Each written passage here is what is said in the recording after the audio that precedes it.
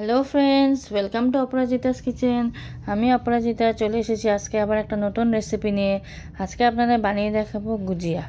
তো আসুন দেখি এটা বানানোর জন্য প্রথমে আমি নিয়ে নিচ্ছি ময়দাটা অল্প তেল, একটু নুন আর সামান্য চিনি দিয়ে ভালো করে ময়াম দিয়ে ময়দাটা মেখে নিয়েছি। তারপর উল্টো দিকে একটা কড়াইতে অল্প সুজি নিয়ে রোস্ট করে নিয়েছি, ড্রাই রোস্ট করে নিয়েছি। সুজিটা উঠিয়ে রাখার পর ওই কড়াইতে সামান্য একটু ঘি দিয়েছি।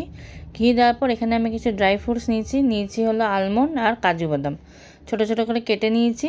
কেটে ওগুলো একটু সামান্য লাইটলি রোস্ট করে নিয়েছি। তারপর উঠিয়ে রাখার পর ওই ঘিতেই আমি আবার এখানে 200 গ্রাম মাওয়া নিয়েছি। তো ওই মাওয়াটা এখন একটু গলতে দেবো। তো এটা ভাজতে ভাজতে গলে যাবে। তো ওর মধ্যে দেবো একটু সামান্য চিনি। মিষ্টিটা আপনারা পরিমাণ মতন দেবেন, আমি একটু সামান্য দিয়েছি, আপনারা যদি বেশি মিষ্টি খান বেশি দিতে পারেন। তারপর এটা ভাজতে ভাজতে দেখবেন চিনিগুলো পুরো গলে গেছে, মাওয়াটা আমাদের গলে গেছে।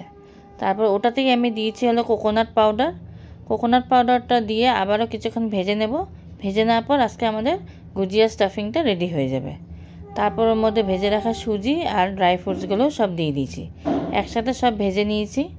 তো স্টাফিংটা আজকে রেডি হয়ে গেছে আমাদের। তারপর উল্টা দিকে ময়দাটা আমি লেচি কেটে নিয়েছিলাম ছোটো ছোটো। তো ময়দাটা কিন্তু আধা ঘন্টা মতন রেস্টে রেখেছি, তারপরে ওটা ছোটো ছোটো করে লেচি কেটে নিয়েছি। তারপর এইভাবে বেলে নেব, এইভাবে কয়েকটা আমি বেলে নিয়েছি একসাথে। স্টাফিংগুলো এখন ভরাবো। তো উল্টা দিকে আমাদের স্টাফিংটা পুরো রেডি হয়ে গেছে, পুরো ড্রাই হয়ে গেছে ভাজতে ভাজতে। তো স্টাফিংটা এখন একটু ঠান্ডা করতে দেব। তো এইভাবে লেচিগুলো বেলে নেওয়ার পর আমি গুজিয়া মেকার একটা নিয়ে নিয়েছি, এটা বাজারে কিনতে পাওয়া যায়, তো আমি এটা নিয়ে এসেছি। তারপর এর মধ্যে স্টাফিংটা ভরিয়ে তো এইভাবে আমি এখন এটাকে ফোল্ড করে দেব। তো এইভাবে ফোল্ড করে খুব সুন্দরভাবে গুজিয়া বানানো যায়। আর এক্সট্রা যেটা ময়দা বেরিয়ে থাকে ওটা হাত দিয়ে এরকম কেটে দেব।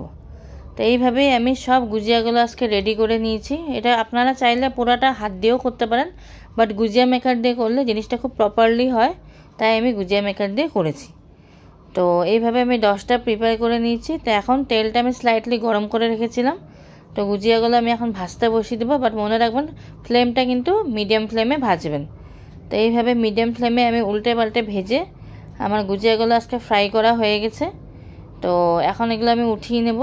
তো আশা করছি আপনাদের আমার রেসিপিটা ভালো লেগেছে। এটা একটা খুবই সহজ রেসিপি, আপনারা চাইলে এখানে মাওয়ার জায়গায় নারকেল দিয়েও বানাতে পারেন।